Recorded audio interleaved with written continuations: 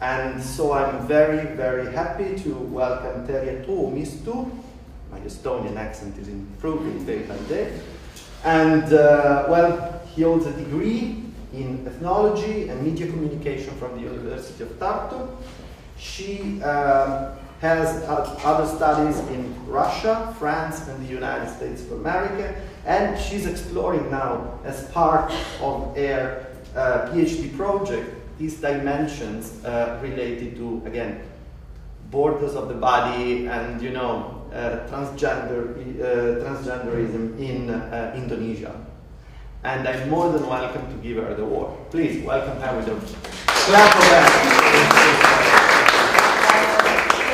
Thank you for the kind introduction, Stefano, and also thanks for the organizing this session for bringing us together. And I'm really glad to be here today and bridge the cultures and see how the bridging cultures works along the axis of beauty and gender. But to start, let me show you a few video clips. So we start with a clip from a documentary film by Werner Herzog. It's from the early 90s. It's about Godabe people who live as nomads along the southern edge of the Sahara and who consider themselves as the most beautiful people on earth.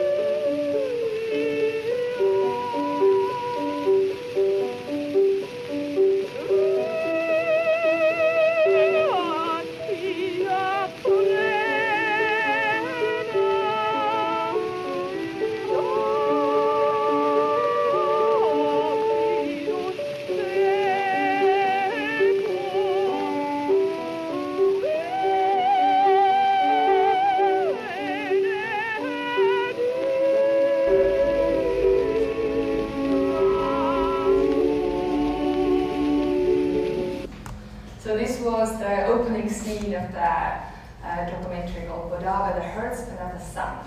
But I will show you another short clip from another documentary that is from 2012 from New York City. It's called Sexy Baby, and it's by filmmakers Jill Bower and Warner Brothers.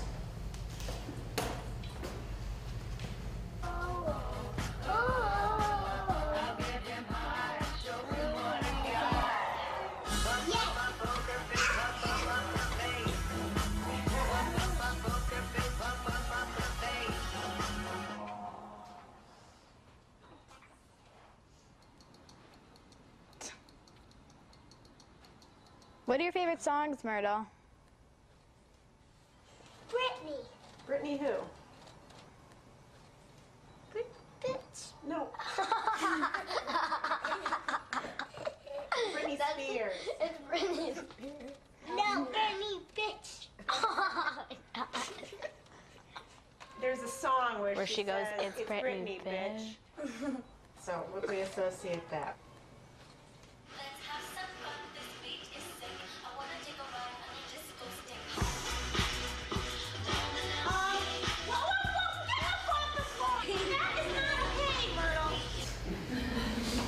Okay, you got the idea, and now, so it was in 1955 when the North American psychiatrist John Money,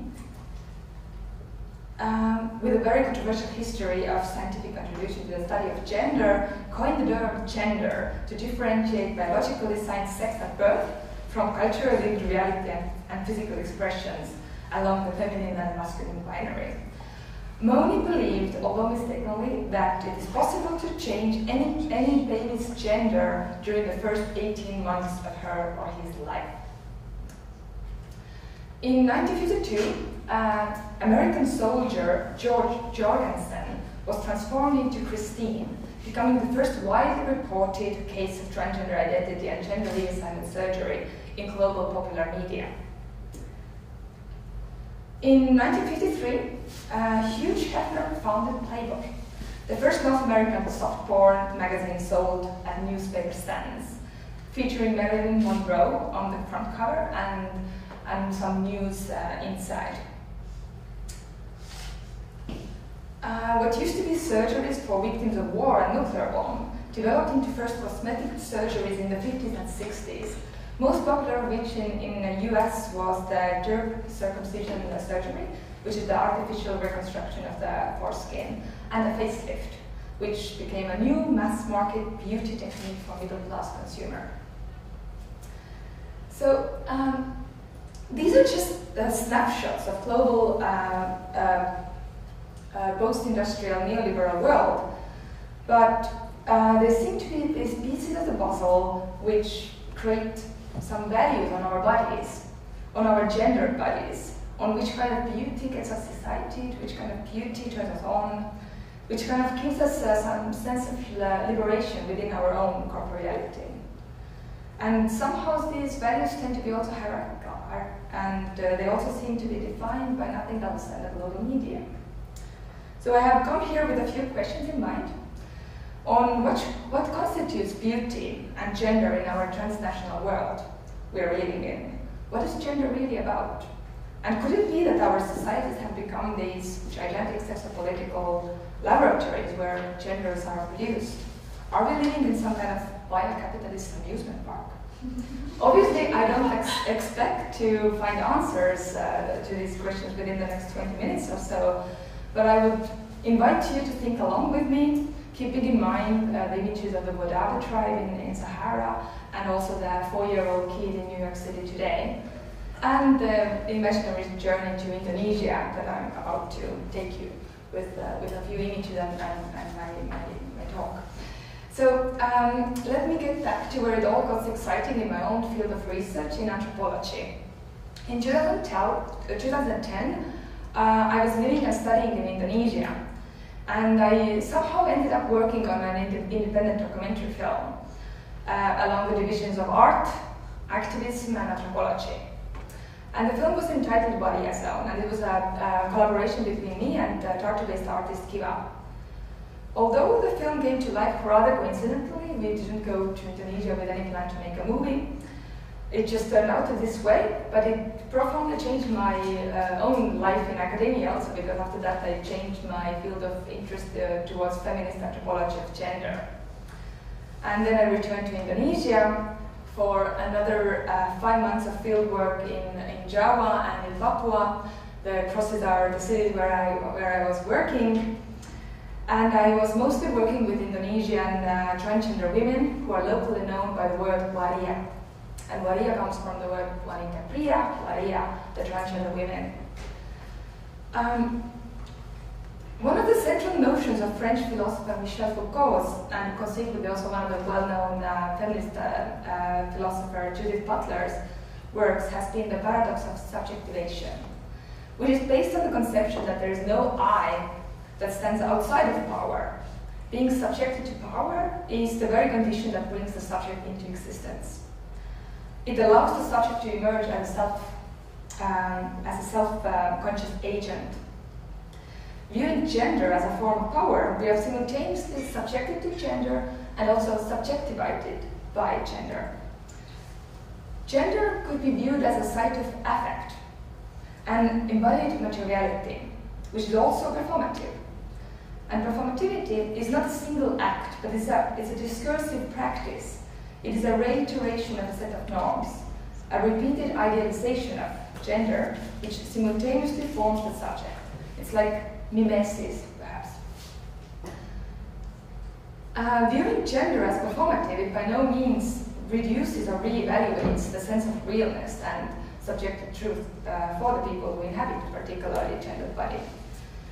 Each one of us has some sort of felt sense of the body, how we feel it lives, how we more consciously or subconsciously envision it. The body of which we have the felt sense is not necessarily the same body that is delimited by its exterior contours. Maybe that provides the reason why most of us feel a little bit strange when we see a photo of us appearing somewhere, or there's a video of us. It's kind of like, oh, is that really me? It's like, I kind of like seem to know like how my body feels and how I kind of feel it, but it's always like it's kind of like gives us a different thought. And I believe that this is the case to an extent for most normatively gendered people. There's this shift between the felt sense of the body and its exterior contours. But imagine if you feel that you are actually a woman, although you were assigned male at birth, or you feel that, well, honestly, actually, I'm a guy, but you still bleed every month, you're a female. So this shift between the felt sense of the body and the exterior contours is much wider for transgender people. For Waria, the claim of having a soul of a woman in male's body urges them to seek bodily transformations, which can be temporal, like makeup or paddings on hips, or silicone injections on breasts or on the face, as you can see in the photo, or permanent, like the silicone injections. So all with the idea to align the body she feels to have with what she sees in the mirror or the numerous selfies on her cell phone. But the various ways this body is lived, how gender expressions formulate in various contexts, is constituted by the discourse in sense of gender performativity. But even though we can argue that gender, to an extent, is performative, it feels real for the people who embody these genders, and it also creates real social consequences. For example, the violence that gets the justification on the warriors in Indonesia based on the conception that all these trans people, they are just sinners in front of the God Allah, or just very common transphobic representations in the media in the West. Following the Foucauldian notion of power as productive, the norms associated with gender and sexuality also shape and limit the non-normative subject positions. While in Indonesia, the dominant, more conventional norms associated with gender and sexuality, for example, position women related to men, anticipated virginity for young women not yet married, prescribed veiling and modesty for women, etc. But there are also a different set of norms. And these different set of norms are manifested in the karaoke bars or at dangdut parties, as you can see on the photo. Substantial consumption of porn, especially through the mobile devices. And still functioning sex work districts in all major cities. And among them are also waria nighttime gathering places. The power of the norm gets manifested in Indonesia in each occasion when young warriors are chased away from their families, left without access to education, unaccepted at workplaces or not tolerated at public spaces, or in some cases addressed with violence. And these limits have set the conditions for the creation of their own world, which actively fosters their lives. So young warriors usually go to bigger cities where they find their new community with other warriors. They sort of enter the world of the warrior, or dunia waria, what it's called in Indonesian, which I see as the discursively and socially constructed zone, so to speak. And my question here is that could this zone perhaps be also function as the zone of some kind of freedom of expression or freedom of self-realization for the warrior? So I find this zone, which goes both as the discursive field of practices and actual places in the cityscape, key to our understandings about warrior embodiments. Within the world of the warrior, some shared patterns of lifestyle have emerged.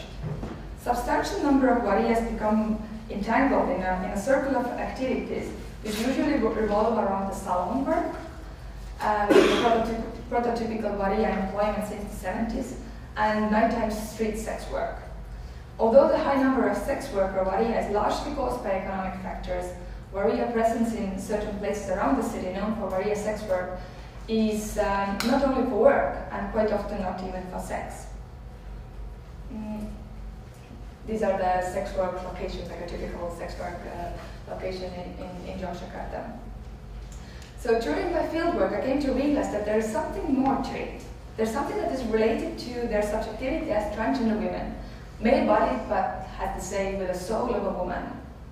And this distinction creates the need to try to align their soul and the felt sense of their bodies with their appearance.